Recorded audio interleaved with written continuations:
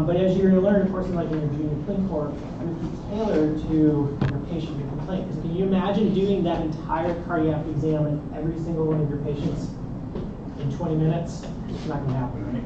So, but there's a delicate, delicate fine line kind of where you go from being the tech, where we're just gathering that information, but also having to balance our patients' autonomy, our patients' concerns, and also treating them as humans. So hopefully this little humorous clip will kind of highlight the delicate balance that we have to observe when we do our physical exams. So hopefully, if you've never seen Scrubs, I highly recommend watching Scrubs. In my opinion, probably one of the most accurate depictions of medicine, especially the interactions between the different specialties and such. But it's a good thing. Of course, just started watching The Pit, and that's actually pretty good too. So some new stuff coming on. What's that? Season 2 now. Excited about that. It's good. Noah Wiley, of course, if you haven't ever watched the original seasons of ER, was there as well. So kind of watching him grow is awesome. So, all right. So we're going to talk about the ancillary studies, so the procedures and the cardiac testing that we can do to help us with our diagnosis. But let's just do a couple of check-on learnings from yesterday's lecture. So our first one is, during which of the following periods is the left ventricle contracting? What are your thoughts?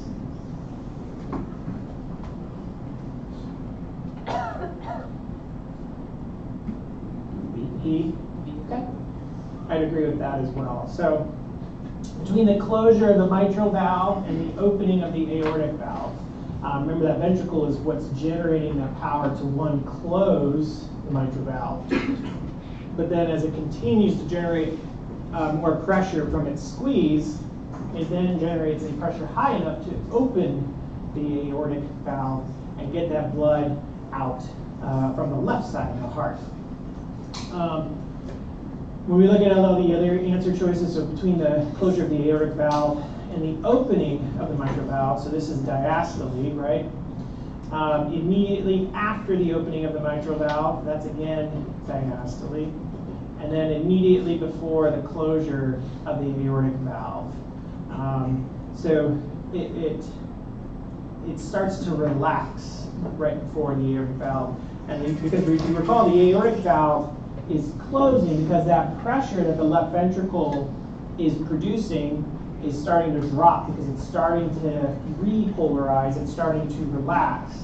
And now that pressure that the left ventricle is generating cannot exceed that of the aorta, and that closes the valve. So Bravo is the only correct answer choice on this. Our next one is a patient who normally has a heart rate of 60 beats per minute suddenly develops an abnormal rhythm at a constant rate of 180 beats per minute. How does this rapid rate affect the filling of the left ventricle? Okay, B again, I would agree with that too. So this is when you have a faster heart rate, you're reducing that diastolic filling time. So you're not getting as much volume out of the atria and into the ventricle because you just don't simply have that time to do it, at least that passive time. You still get the atrial kick and it'll try to squeeze as much blood as it can, but the faster your heart rate is going, the less time you have for that passive filling. And then our last one is, which of the following valvular lesions typically causes a holosystolic murmur? You remember kind of our descriptions of the auscultation of the valvular diseases, there was holosystolic listed, so. I'm hearing C, I'm hearing delta. Go with delta, okay. So recall,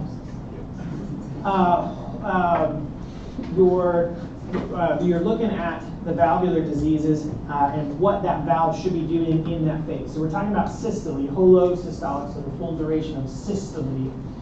And although aortic stenosis is a systolic disease, it's typically not holosystolic. It's usually like more early to mid systolic that you see that.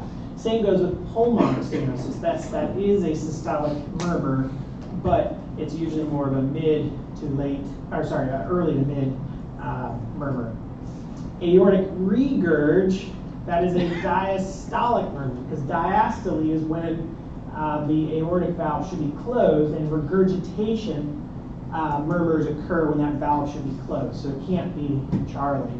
So that leaves delta as our only option. So the tricuspid valve, the mitral valve, those should be closed during systole. So that means that this is going to be a regurgitant murmur. And in fact, it is a holosystolic. And we'll talk about why it's holosystolic when we do valvular heart diseases in block 3. Okay. So we talked yesterday about how we should rely on our history and our physical exam to at least come up with a good differential diagnosis list of what is going on with our patient. We shouldn't have to rely on ancillary studies like our imaging or our lab tests to tell us what's going on. If we do that, we're going to do shotgun workups on everybody, like whatever a lot of our ER friends tend to do. But we use those ancillary studies to either rule in or rule out those differentials. So if you just approach the patient, don't develop a differential list, and then you rely on the ancillary studies to tell you what's going on, one, you're not being a good provider, but you also are going to increase the workup for each of your patients. And yes, okay, TRICARE, we don't pay health insurance, and you don't have to pay for all that, right? But not all of you are going to be working in the MTF. Okay. So your insurance, the patient's insurance companies could actually refuse to pay for things that you ordered and you did, which means either the patient pays out of pocket for it or your hospital system pays for it. So you've got to justify why you are ordering those ancillary studies. And we're going to talk about when would you order all the different types of ancillary studies to help you take care of and manage your cardiac patients. So there's an extensive list of both invasive and non-invasive tests that you can do. Again, you don't shotgun it and just order all of these things to get as much information as you can. You've got to be selective. And to be able to be selective, you have to know what each of these actually will evaluate. So we're going to start first with our radiologic studies, starting with our plain films. So your chest x-ray, both the PA and the lateral views, is probably going to be, outside of the EKG, the most common test you're going to order for a cardiac patient or a suspected cardiac patient. And the reason for this is it may not give us a whole lot of information as far as the actual function of the heart, meaning like I'm not going to get the cardiac output. I'm not going to get the ejection fraction based on that chest x-ray. But what I will get is, one, is there other things like pulmonary diseases, GI diseases going on that's causing chest pain to make me suspect a cardiac etiology? So it helps me rule out other things on my differential. The other thing it does is it actually gives me a structural view, an external structural view, where I can actually look and see, is there anatomy issues going on to the heart? And you can see what information, what diagnoses this x-ray can actually give you and rule out. So if you're suspecting like right atrial or right ventricular enlargement, okay, I can see that potentially on my chest x-ray.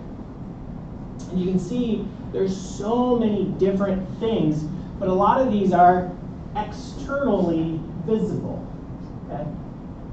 So you got cardiac silhouette issues, cardiac configuration, calcifications, artificial devices. You got great vessels, so I can see what the mediastinum is doing, I can see what the aorta is looking like, what are the lungs doing, and then other thoracic structures like ribs and those types of things. So lots of information, a lot of things can be ruled out by just getting your PA and your lateral chest x-ray. And this just kind of gives you an example of what that would look like and where your cardiac anatomy would be located on that imaging study. So we'll do a kind of a practice of this. So what do you see on X-ray 1? I guess these are just PA films, and I know one view is no view, but you can kind of see some obvious abnormalities on this. So you see kind of an enlarged heart, right? But it's actually there's a unique thing to this enlargement. This is what's called a water bottle sign, which is indicative of pericardial effusion. Okay, so that is not it's not the ventricles that are enlarged, it's that there's excess fluid in that pericardial sac that's giving you this appearance to it. So it's kind of contained, which gives you that water bottle appearance. What about number 2? Cardiomegaly, yeah. What else do you see on this X-ray other than an enlarged heart? You kind of see some fluffiness in the lung field, right? So this is actually cardiomegaly with pulmonary congestion from heart failure. So the failing heart, I'm now seeing that there is a functional impact because I'm seeing this pulmonary congestion because that pump is not working right and fluid is backing up and getting placed into other places that it shouldn't be going. So. And then number 3. Let's see. Hypertension pneumothorax, and I agree with that. You see that. One, you see the pneumothorax there on the right side, but then you see that deviation of the mediastinum, the trachea, over towards the patient's left. So a lot of information just by a simple plain film PA lap of the chest. But we do have CT. Now look at what the indications of a CT are.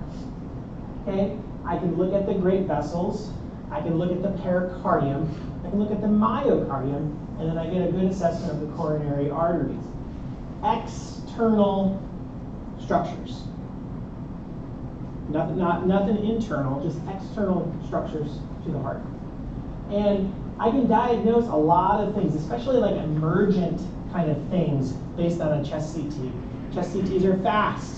A lot of these other studies that I can do take time either to set up, gain access, or even to actually execute or run the scan. So CTs of the chest can give you a lot of good information, even in the urgent emergent setting. But there are limitations to doing a CT. One is contrast. So I have to give them, if I'm going to do an analysis of the blood supply and separate different structures, like what's getting perfused and what's not, I need to give them IV contrast. IV contrast in CT is iodine based. So if somebody has an iodine allergy, they can't get this. If they have a shellfish allergy, I know there's some studies that, well, maybe not so much, but we still say if you have a shellfish allergy, then you probably should not be getting CT contrast with it. But one of the secondary problems with contrast is it can hurt the kidneys and the kidney function. So if you already have somebody who has chronic kidney disease, not a study that you're going to be able to do and administer because you're not going to get the answers you need without that contrast. So great, you're exposing them to radiation, but you didn't answer your question. And then another limitation is I do not get a cardiac output value and I do not get an ejection fraction from chest CT. So if I need to assess function, I'm not getting that data with a chest CT. But one thing that we tend to use most commonly to evaluate with chest CT nowadays is actually looking at the coronary artery anatomy and looking for narrowing of the coronary arteries. And you can see on this the level of detail that you can get with HSCT. So the colors of pictures are just 3D renderings based on a simple chest CT. And you can see how clear is that external cardiac anatomy based on this 3D rendering. But then you can see in the middle part, I'm actually looking at what I think is the left anterior descending, and you can see these calcifications are lighting up and they are very visible. So that tells me that there is atherosclerotic disease that's present. And there is maybe some narrowing of that coronary artery. So maybe you're not perfusing like you should. And here's an example of kind of some renderings of the CT of the chest, comparing that to the gold standard with the cardiac catheterization, which is an invasive test that we're going to talk about as well. But you can see, based on my images of the CT, I am seeing the exact same things as I do on a cardiac catheterization. So maybe I don't have to do a high-risk procedure to get the same information that I would need in order to take care of this patient. Now, the downside with cardiac CT compared to the cath is I can't fix the problem with the cardiac CT. I can only diagnose it, right? Cardiac catheterization, we'll talk about. I can actually diagnose, but I can also fix the problem potentially with it. But the level of detail you get with the cardiac CT is pretty impressive, which leads to that there being a high utility in using this imaging scan for our patients. Pericardial effusions. I can get a good estimation of how much fluid is in that pericardial space. Can't assess the functional impacts of it, but I can tell you, yes, there's pericardial fluid, excess pericardial fluid in that space. So another kind of set of or another indication to do a cardiac CT. Okay, we always talk about, well, CT is good, MRI is better, right? In a way, that's true. However, what's the problem with trying to do a cardiac MRI? It costs a lot, right? Takes forever. And, oh, by the way, is the heart still when you're in the machine? The answer is no. So what do you get? Movement artifact, right? So actually, when you do a cardiac MRI on a patient, you actually have to give them beta blockers to drop their heart rate down to like the 40s, 50s, just for you to do the scan. Can your patient tolerate having a heart rate that low in order to get images, right? So there is a limitation to using cardiac MRI in our patients. So we tend to kind of restrict cardiac MRI for patients who are going to surgery for other things like congenital heart disease, or they're going for surgery for like an aortic disease, which we'll talk about aortic diseases in block 2. The only thing that might be useful in a cardiac MRI is if you are concerned about a patient who's having a heart attack and you're wondering, if I do this reperfusion therapy, is there any benefit to doing it? Will the heart function better? And so what cardiac MRI can do for you is it can help you differentiate, is this myocardium that is dead and it's scarred, it's scar tissue, or is it hibernating, meaning it's still alive, it's just not functioning because there's not enough blood going to it to actually provide function. It can live, but it can't function based on that perfusion. So if I were to do the reperfusion therapy and restore blood flow to that area, now that myocardium is going to waken up and it's going to start functioning again. And now I can restore cardiac function and get blood circulating better than what I was prior to the procedure. So some utility to cardiac MRI, but very limited. Echo is going to be probably outside of EKG and chest x-ray, the most common study you're going to order for your cardiac patients. And the reason is all of those other studies have not assessed the internal anatomy, right? They haven't really assessed the function. And guess what echo does? Function. It does function, it does valves. I can see all that stuff. I can actually see the squeeze. I can assess that ejection fraction. So I can see what is the function looking like, what are the anatomical issues inside of the heart that are going on that could be interfering, interrupting the function of the heart. So echo, highly, highly useful in the evaluation of your patients because we can get that function and we get that the valvular anatomy. But it also does a lot of other things.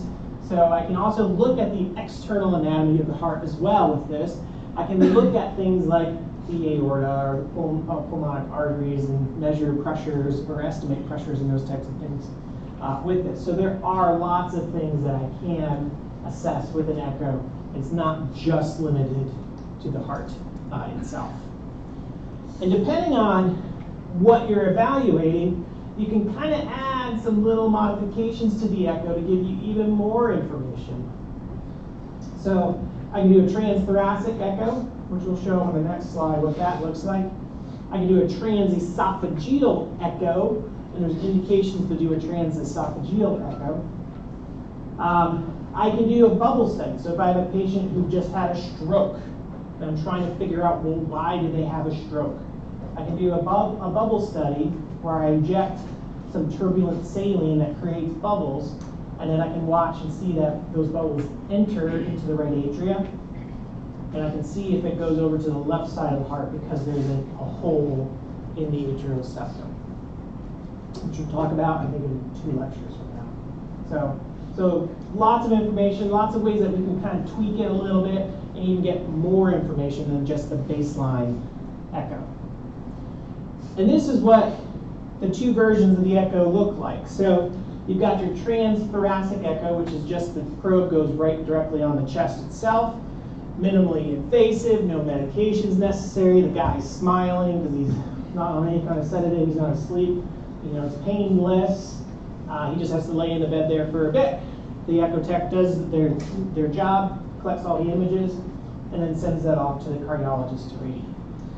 Now, a transesophageal echo, which you'll see on your right, this one more invasive because now I'm having to sedate the patient, and now I am placing these transesophageal echo probe down through the esophagus, and then getting to the level of the heart, and then taking pictures. I get a much more I get a higher resolution of my images. And then there's some structures that I can see a lot better with the transesophageal echo that I can't really see with a transthoracic echo. So there are indications for going straight to the transesophageal echo. But understand, it is risky. You could perf the esophagus, and among other reactions to the sedation and those type of things. And you can see lots of reasons, lots of diagnoses that we would want to order an echocardiogram to evaluate and help us rule in or rule out things on our differential. And these are just some additional kind of modifications that you can do. I can do Doppler flow studies, so I can put color on it and I can see where blood is flowing, if it's going away or towards the probe. You know, it should be that blood is flowing in a unidirectional pattern, right? It should be flowing up and out of the heart. But if I have a regurgitation murmur, I will see that blood traveling across that valve that should be closed and it going into the wrong direction. So lots of information with that echo. And this just kind of gives you that anatomical alignment of what the ultrasound looks like compared to what normal anatomy looks like. And you can see it's pretty interesting to see those two side by side. It allows you to kind of get that orientation of your view and what you're looking at. So we talked about external anatomy. We talked about coronary artery anatomy. We talked about internal anatomy. But we haven't talked about the actual perfusion of blood from the artery and into the myocardium, right? So to be able to actually do a perfusion analysis on our patients, that's when we're going to have to rely on nuclear medicine scans to do that. So with a nuclear medicine scan, I inject a radionucleotide, and it will watch the travel of that nucleotide into the heart, and then as it perfused into the myocardium itself. And you can see, is there a region where blood is not being perfused, or an area of the heart is not being perfused properly? Is there something blocking that blood flow into the heart, into the muscle itself? And just like lights up, it looks like donuts and all that kind of stuff. So cardiologists usually like to look at these in the morning, so maybe the donuts make them happy for breakfast. And then, of course, there's the EKG. Of course, now I'm looking at the electrical conduction of the heart, and there's so much information that you can get because that functional impact will maybe cause some changes to your EKG pattern because of distortions on that conductive system. So if I have like left ventricular hypertrophy, because of that anatomy change, it's going to distort that conduction system, so I'm going to get the typical findings of LVH on your EKG. But the problem with an EKG is, how long is that? 10 seconds.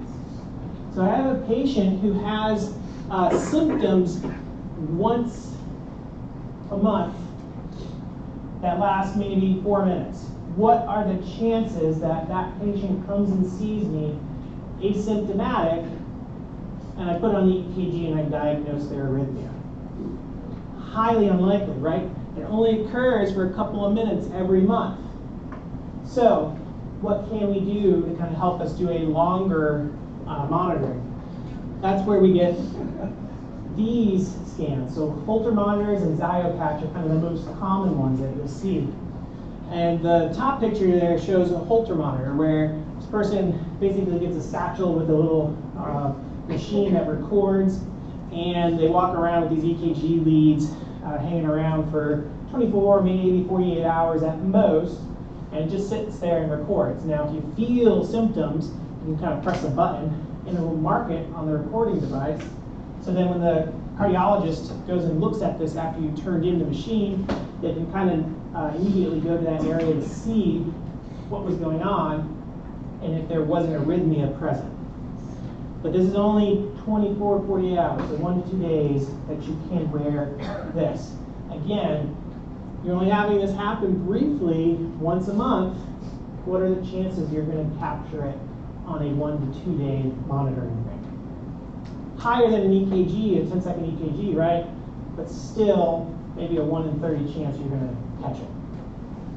So, to be able to do that, or to be able to monitor longer, they came up with the Xiopatch, which there are versions now where you can go up to even 30 days of you wearing this and continuously monitor it, and hopefully you'll be able to capture whatever that rhythm is that is causing symptoms. So you can actually diagnose, is there a arrhythmia that comes and goes that's causing you to experience chest pain or palpitations or whatever, causing you to pass out.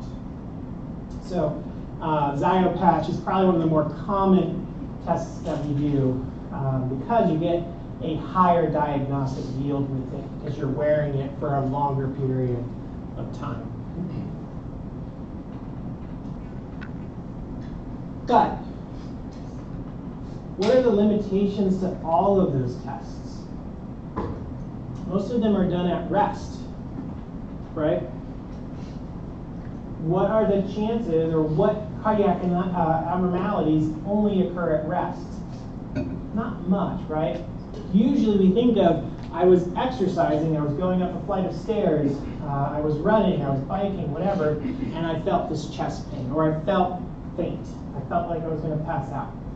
So we've got to have some way of doing all of those tests, but actually put some kind of stress on the patient to get an idea of what the changes are, what the functional impacts are with exercise, with exertion, with stress, and what changes might happen with that stress.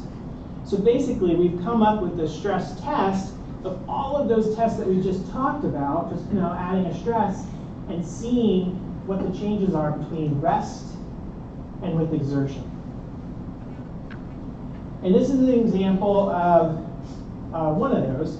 So this is an EKG, so an electrical conduction test, where I'll hook up EKG leads onto the patient. I put them on a treadmill. I first take an EKG at rest, and then put them on a treadmill. And first they start off just walking, and then it speeds up after a couple minutes, and then it adds an incline to make it more stressful. And then it'll speed up, and basically you're trying to get to a target heart rate. So depending on how fit that person is, it could be that they get there in 1 minute, or it could be that they go the full 10 minutes without getting your heart rate up to what you're trying to shoot for. But based on this, I can compare what does the EKG look like with exertion at a higher heart rate compared to their rest EKG. So do I see ST depressions? Do I see T wave inversions? Do I see an ST elevation develop with this test? Does that give me my diagnosis and what might be going on with this patient? So that looks at the conduction, the electrical conduction of the heart. When we do stress testing, you can see there are very few absolute contraindications to doing this. Really, it kind of comes down to, is there active disease going on? They're actively having a heart attack. Probably not the time to stress them out even more, right? Are they having an active endocarditis, which we're going to talk about endocarditis tomorrow? Are they having active tearing of the aorta, the wall of the aorta? Probably not the time that you want to stress them out and put to do this testing. You're just going to kill the patient if you do that. So, very few contraindications to doing a stress test, or absolute contraindications to doing a stress test. So we talked about the electrical stress. Let's look at now the anatomical, the internal anatomical stress with doing a stress echocardiogram.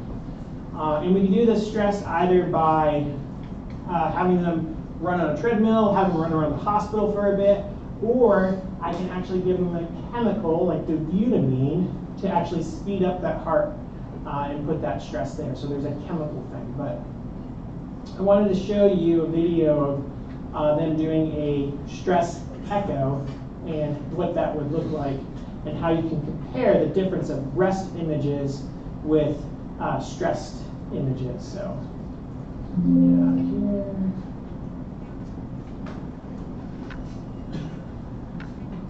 Forward. Be falsely reassured that this patient is okay, right? But as soon as I put a stress, I exercised them, I gave them that chemical infusion, and now I increased their heart rate and I added that stress, you can see the function is significantly impacted by that, and now that would lead me to want to do some additional workups or procedures in order to manage and treat this patient. So, yes, great, you got rest echo images, they walk out of your office and then drop because you didn't see what happened with stress. So that's an internal anatomical function and EF and all that stuff, right? But let's look at what happens with a nuclear stress test where now I'm looking at the actual perfusion of blood into the myocardium. What does that do when I compare rest to exertion? And this is a good example of that. So this is the same patient, and you can see at rest the perfusion inside of these different axes of the heart, the different views of the heart. Okay, This is our baseline. This is our normal. Now compare that to when I exercise. Does that look anything remotely the same? No. So this is telling me that this patient is not getting the blood supply into the myocardium with exertion, with exercise, because there is a perfusion deficit somewhere in that coronary artery that's not allowing enough blood to get into the heart to meet the metabolic demands and needs for that patient at rest. So that, if I saw that, that patient should have been in the cath lab yesterday to get this fixed. Okay. So you can see the difference of rest evaluations compared to stressed evaluations. And then we've got labs. Lots of labs you can do for cardiac, but I'm going to simplify it to basically what is pertinent to us as primary care providers and what is pertinent to us as emergency room providers. And this huge list boils down to this. This is going to be your cardiac workup in 99% of the cardiac patients you see in primary care and 99% of patients you see in the emergency room. This list is only really relevant if you're looking at like genetic testing or if you're a cardiologist looking for other things that could be causing the diseases and the pathologies that you're evaluating. But that would need a specialist level evaluation. So this is really the only labs, blood tests that are actually relevant to our practice that you'll be going to. So you can see a couple there, and you can also see what are the indications for doing each of those blood tests.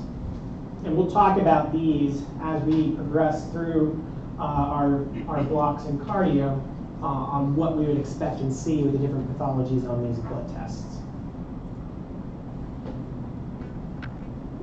So those were our non-invasive tests. Any questions about those? Okay. So let's now start talking about our invasive tests.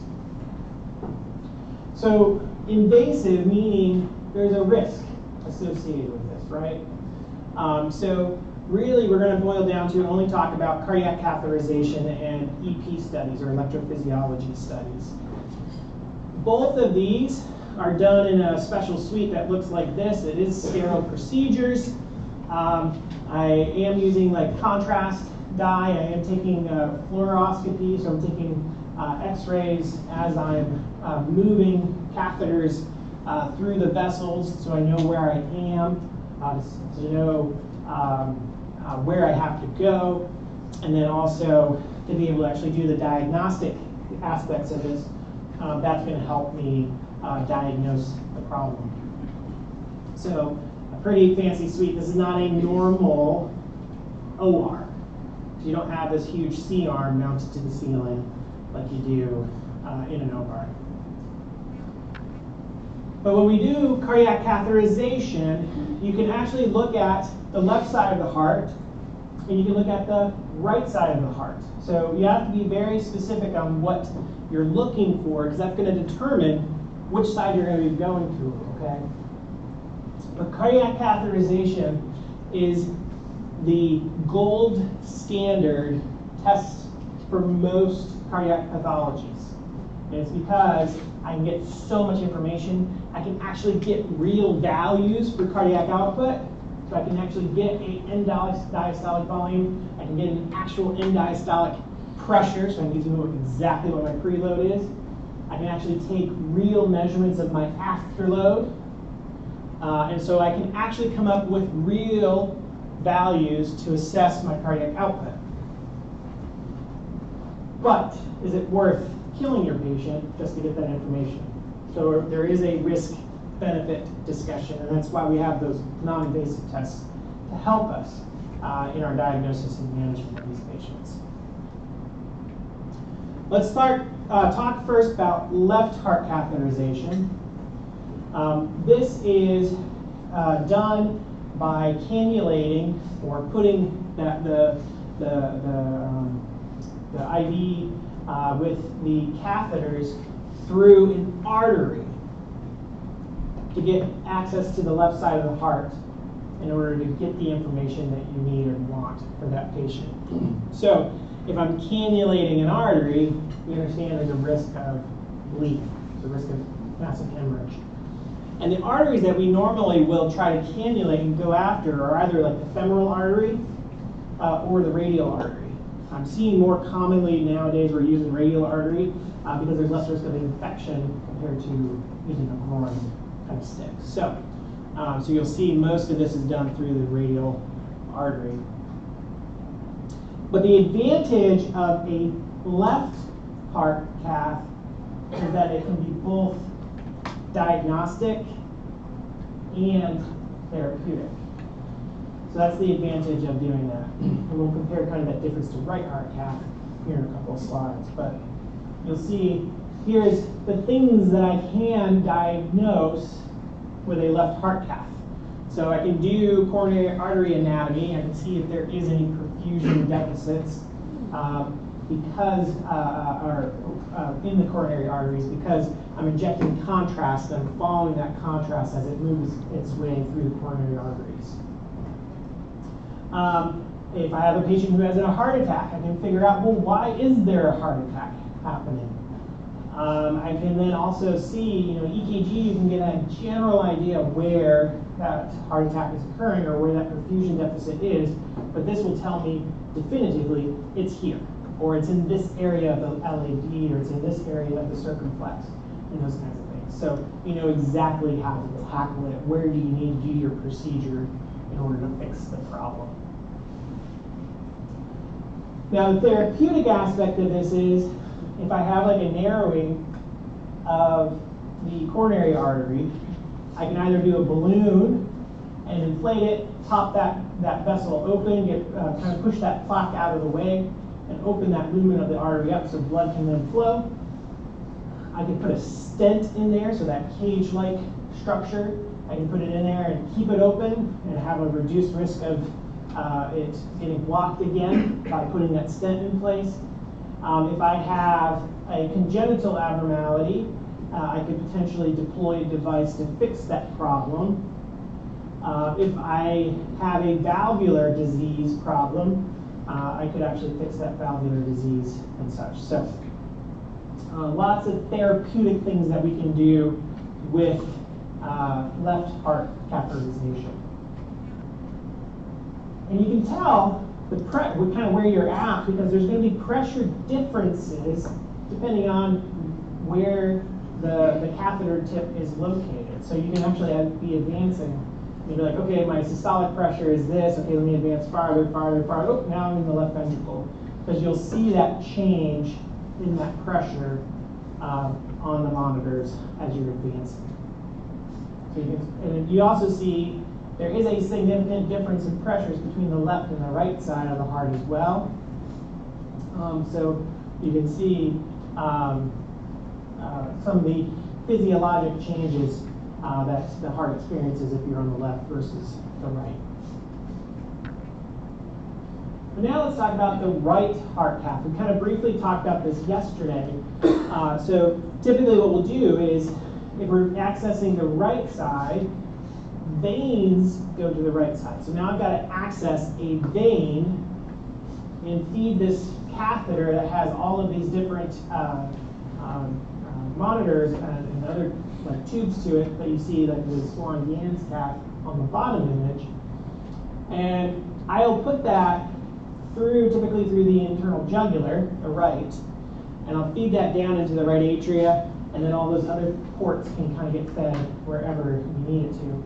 And you can use this for monitoring purposes. So you just hook up a monitor and it'll tell you the pressure changes and stuff like that. I can also use these ports to give medications, to give fluids, things that maybe I can't use a peripheral IV to infuse, i.e. like potassium. Potassium through a peripheral IV burns and is very uncomfortable. But if I can, if I am going to use a peripheral IV, I've got to infuse it at a very slow rate. But if I have a central line going into the right side of the heart like this, I can infuse it at a much higher rate can kind of restore that potassium level faster, and it's better tolerated for the patient. But think of right heart cath when it comes to monitoring or trying to establish diagnoses. Don't think of right heart catheterizations for therapeutics. I can't fix problems with a right heart cath. Regardless of a right versus left, the complications and why this is an invasive test is pretty extensive. So one, I'm having to use contrast, so the same things that go along with CT contrast. If they're allergic to iodine, not going to be great to give them that. If they have kidney issues, not something I'm going to want to give them because I could further damage their kidneys. But these catheters that I'm threading through these vessels, yes, they move and they're a little compliant, but there is some stiffness to them. So if I already have a diseased vessel or they have a weak vessel, now I'm running the risk of either dislodging plaques or pressing that catheter through the vessel. And now, if I'm in the artery, I have an arterial hemorrhage going on inside the chest or in the abdomen or wherever that perforation occurred. And imagine how long it's going to take to fix that. So there is a risk associated with doing these procedures, which is why we only do this on a select patient group when we can't do other testing, other non-invasive tests to give us those diagnoses. And then we're just going to finish up with EP studies, and then we'll be done for the day. So an EP study is wires going to the right side, because think of most of your conduction system is on the right side of the heart, right? So what I'm doing is I'm threading a bunch of wires into the right side of the heart, and they're going to different structures in the heart where that conduction system is. So i.e., one of the catheters is going to go to the SA node, right? One of the catheters is going to go to the AV node. One of the catheters is going to go to the His-Purkinje system, those kinds of things.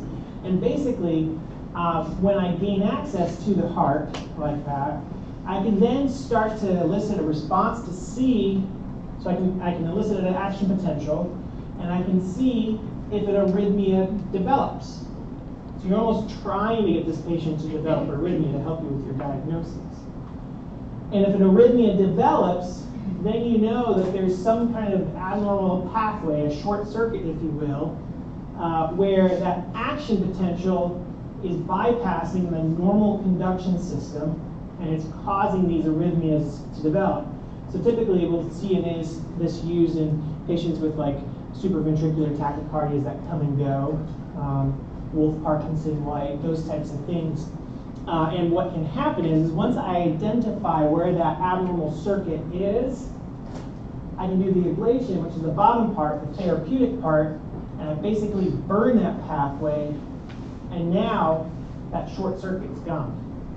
Now those arrhythmias are gone. So this can fix those types of procedures. So these patients don't need to be on beta blockers for the rest of their life kind of thing, because you fixed that short circuit that was causing that abnormal rhythm to be present. That's my lecture. Questions? Yeah. So this is our last review kind of lecture. Tomorrow we're going to talk about infective endocarditis, which you may have some familiarity with it. We're going to go into much larger detail to it.